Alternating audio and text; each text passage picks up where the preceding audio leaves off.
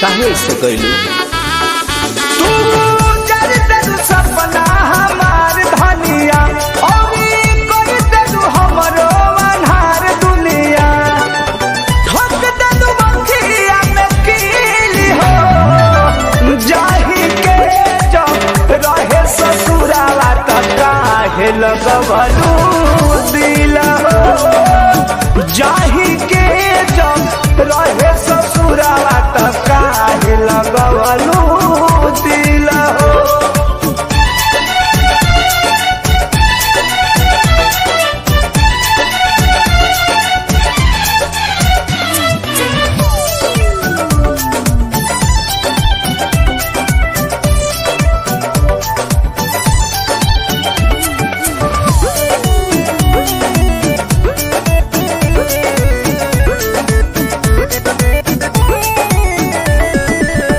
अखिया में हरी भरी राखती रहनी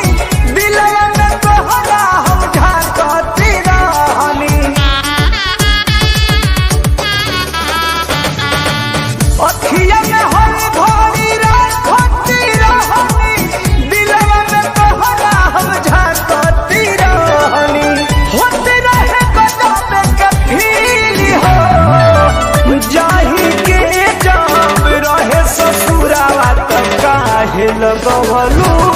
दिल हो जाही के जब रहे ससुरावा त काहे लगवलू दिल हो।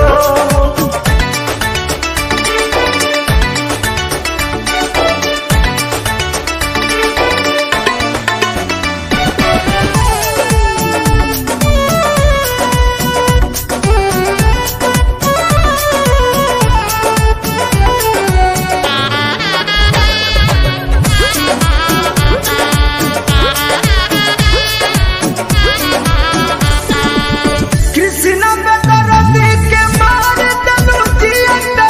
हमके भुला गइलू पिया रस पियते ए जा